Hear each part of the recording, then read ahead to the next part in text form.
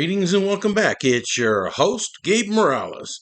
We've been covering State Department of Corrections systems across the United States. Many people think that Wisconsin is just dairy farmers, cheese, and beer and pine trees. It does have all those things, but a whole lot more, including gang violence.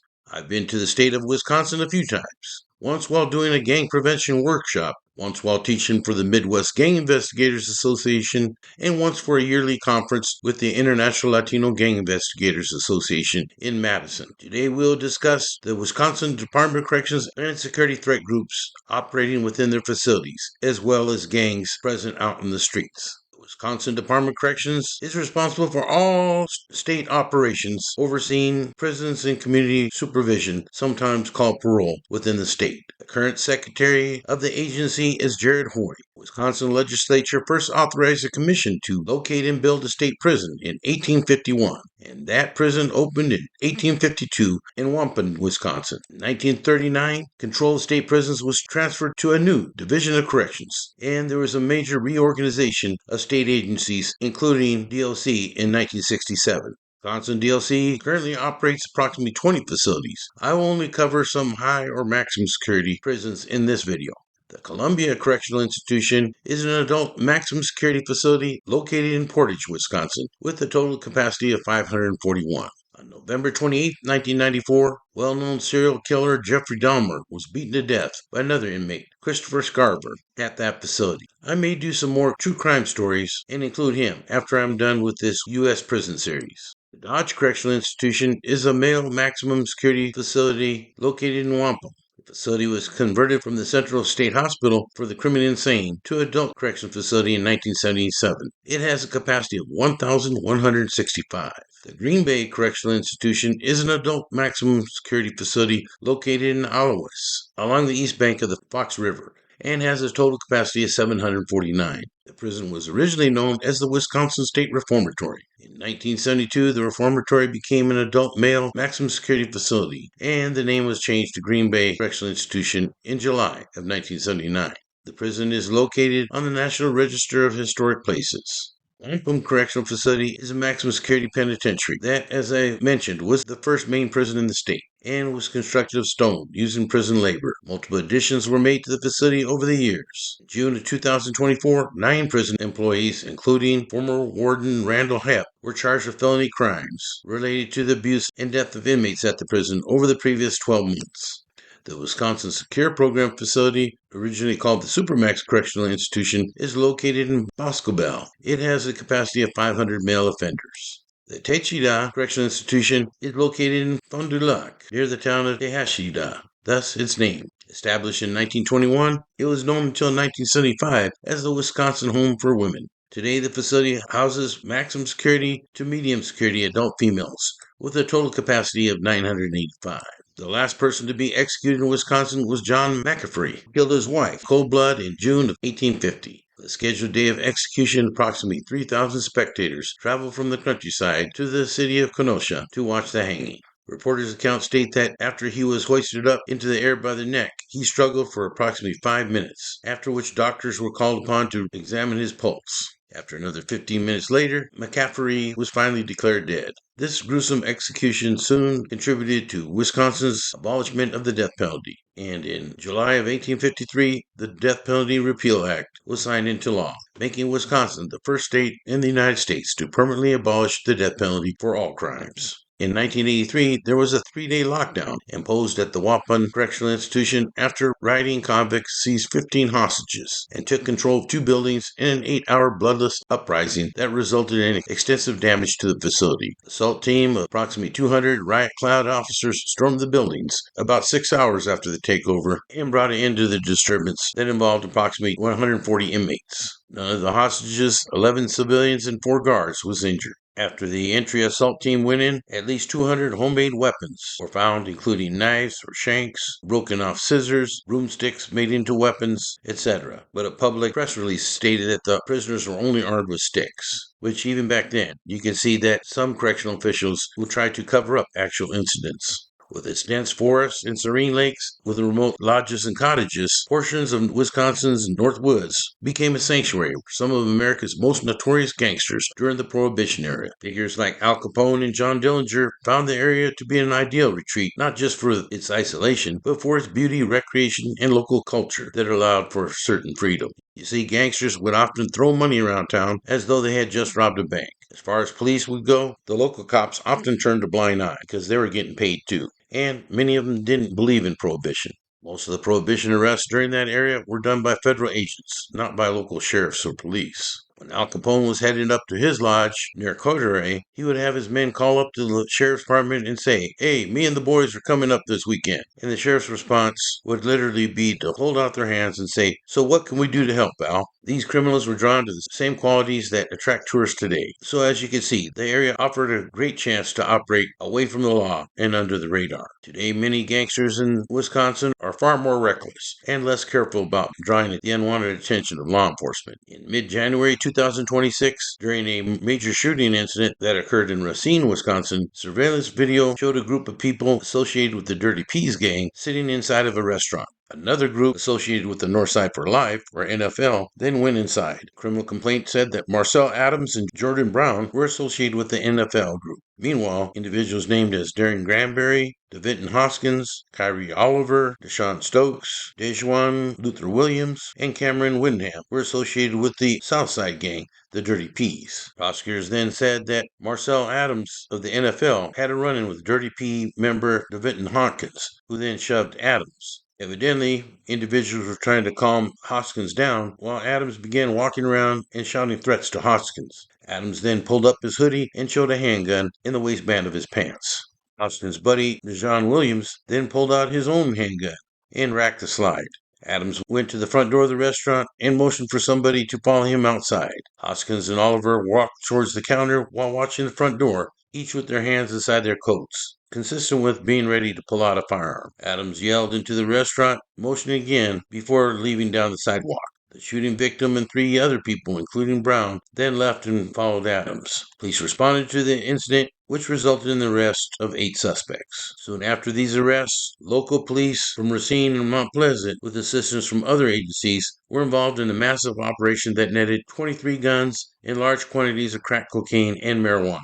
Being close to Chicago, there are many folk and People's Nations gangs in the state. But Milwaukee has its own flavor. For whatever reason, there are those who think street activity in Milwaukee must somehow always be associated with Chicago. But that is not the case. Many state that the Milwaukee gangs have nothing to do with Chicago, and one big reason being that people from Milwaukee actually despise anything with the word Chicago in it. They're the north side Milwaukee neighborhoods of Amani, Metcalf Park, and Burlow-Hampton corridor, which have reported to have activity by gangster disciples, black disciples, and vice lords. Meanwhile, many say that the GDs take up the entirety of the north side after the recent shootout at Metcalf Park. Milwaukee's Latino community is mostly located on the south side, between West National and West Morgan Avenues. Starting in the early 1990s to mid-90s, the south side became more and more predominantly Hispanic, mostly being Mexican or Puerto Rican. Other areas such as Layton Boulevard West are tied to the Latin King. Latin Kings also run around 14th and Scott. Latin Kings around the 4th and Latham area are also noted, and the Spanish Cobras are said to be around El Rey on 16th for about 2 blocks, La Familia, and other Chicago-affiliated Hispanic gangs. Los Primos are said to be active on 8th and Bruce, and La Familia on 8th and Madison. On October 6, 2016, the FBI Southeastern Wisconsin Regional Gang Task Force announced the arrest of 28 members and associates of the Maniac Latin Disciples gang on federal and state charges, ranging from narcotics trafficking to armed robbery. The operation was aimed to dismantle the Latin Disciples' violent grip over parts of southeastern Wisconsin. Quite a few MLDs have been locked up in Wisconsin DOC over the years, and my friend Jeff Stolison confiscated one drawing made by them with literature written on it. They are included in their book that retired Chicago PD gang cop Joe Sparks and I wrote about 10 years ago. I am told that an occasional Mara Salvatrucha gang member is busted in the state. Mexican Posse is present down south near Pulaski Park, and the Vatos locals are also present in the state, made up mostly of Mexican nationals. Also, some Serranos in the state, with some fairly large numbers of some cliques, like Clanton 14. Don't be fooled by the name. They are a gang that dates way back to the Pachuco Zoot Suit area days. After the city renamed it, the gang took on both names as Clanton 14. They have nothing to do with Norteños. I do recall teaching for the Midwest Gang Investigators Association many years ago in Appleton and noticed what appeared to me to be a couple of Norteño gang members. That was many years ago, but I'm not sure what the status of Norte 14 in the state is today. A few Tren de Aragua or TDA members have also been reported in the state. And there are some native mob that come in from the neighboring state of Minnesota. There have been some Hmong-associated gangs also, in particular Menace of Destruction, who were very active around 2004 to 2010. Many say there are hybrid gangs in the state that do not adhere to the Chicago rules. For instance, Murder Mob states that they were merely a rap group with no ties to gangs. However, this was after several mob members were arrested on charges related to a murder spree. Rival gangsters, the Brothers of the Struggle, which are a branch of the Gangster Disciples. The city of Milwaukee today seems to be more broken up into neighborhood cliques than to what a traditional street gang might look like. Investigators have spent months piecing together a string of criminal actions and reactions they believe started in the fall of 2020 with the shooting death of 17-year-old Lorenzo Williams at 91st and Custer. This sparked a nearly 2-year-long feud, resulting in the tremendous loss of life and serious injuries as groups of individuals engaged in a social media-fueled act of retaliation. A shooting at a funeral home followed, and the back and forth spread between gangs police describe as cliques, with names like Renzo Boys and Sean Boys. These are simple cliques that engage in violent and deadly crime over petty disagreements, including social media banter. A relatively small number of individuals can create a disproportionate amount of the harm in the community. This is a significant number of people that are being charged with really, really serious crimes. Robberies and shootings, often committed with automatic weapons, led to more than 100 people wounded and 25 killed in about 2 years. Police now say they've linked the arrests of 61 men and 30 juveniles to the gangs, all of them charged, some already convicted. There's no glory attached to being involved in a group that shoots and kills for silly things like social media posts or disrespect. There's no future in this involvement, no higher purpose for the affiliation. Involvement in these cliques only result in prison, injury, or death. Veteran correctional officer Jason Barnett saw the spread of Chicago gangs into other parts of the Midwest, in particular into the town of Eau Claire, located in upper Wisconsin. Some of the families moved there to get their kids away from urban city gangs, but many times he saw they ended up transplanting their gang into their new community, and they started dealing into untapped drug markets, which influenced some local youth to emulate the gangster lifestyle. For instance, in 1996, Terrence J. Wilson, a gangster disciple from Chicago, was convicted of cocaine trafficking in Eau Claire and sentenced to 8 years in prison.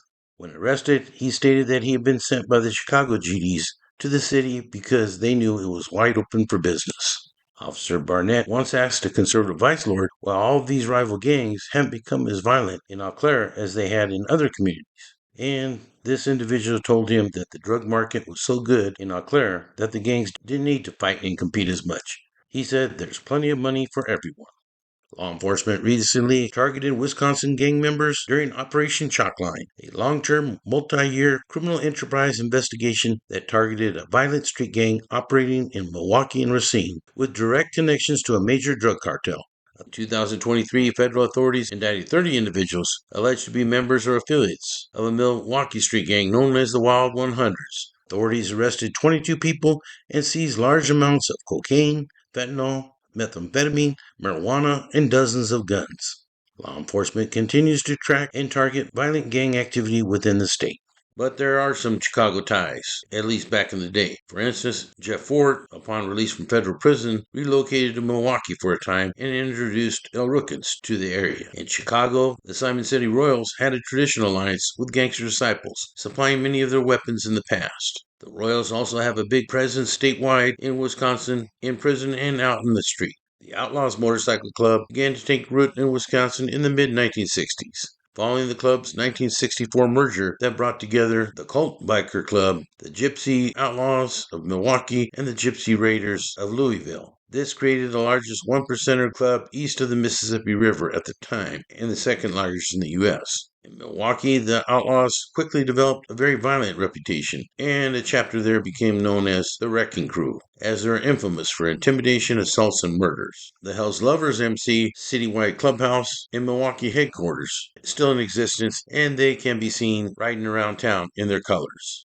So as far as the inside of the Wisconsin DLC, Gangster Disciples are the biggest security threat group today, with Latin Kings being second, and Vice Lords are listed as the fifth biggest SDG within the system. I'd like to give a shout out and thanks to retired Madison PD gang officer George Chavez, who now works as a chaplain, as well as former Wisconsin DLC Sergeant Jeff Stolleson, for your past assistance. Jeff also assisted greatly with my Gangs and Extremists in the Military episode that recently showed on. Thank you all for your assistance and expertise in helping me get out this episode.